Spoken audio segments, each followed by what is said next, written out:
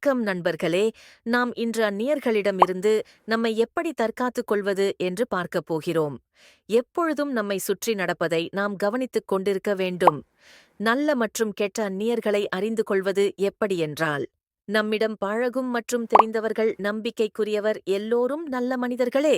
காவல்துறை பணிபுரியும் இவர்களும் நல்லவர்களே.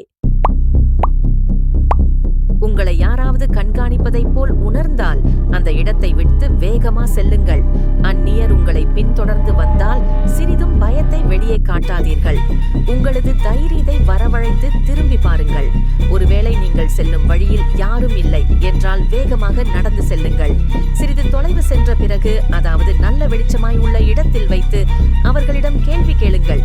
ஏன் பின்வரீங்க? உறுதியாக மற்றும் தெளிவாக கூறி அந்த இடத்தை விட்டு நடந்து செல்லுங்கள். அதையும் மீறி உங்களை பின்தொடர்ந்தால் வேகமா ஓடத் தொடங்குங்கள்.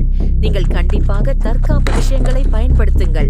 முதலில் நாம் அவர்களை எந்த இடத்துல தாக்கினால் அவர்கள் சுருண்டு விழுவார்கள் என்று பார்க்கலாம். மனிதனின் உடம்பில் உள்ள சில முக்கியமான இடங்களில் நாம் அடித்தால் நல்லது.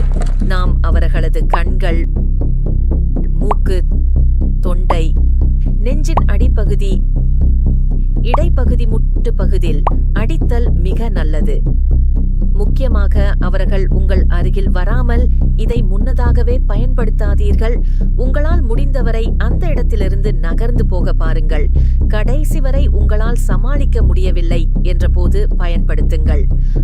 அவர்கள் உங்களை நெருங்கும் போது நாம் கற்ற தற்காப்பு கலையை வைத்து அவர்களை அடியுங்கள். தொண்டை பகுதி, இடைப்பகுதி மற்றும் தலைப்பகுதி உங்கள் முழு பலத்தையும் சேர்த்து அடியுங்கள். தலையை பிடித்து வளைத்து முட்டை வைத்து இடியுங்கள். அதில் கண்டிப்பாக தடுமாறும் நேரத்தில் அந்த இடத்தை விட்டு ஓடுங்கள். கூட்டமாக இடத்திற்கு ஓடி சென்று உதவிக்கு அழையுங்கள்.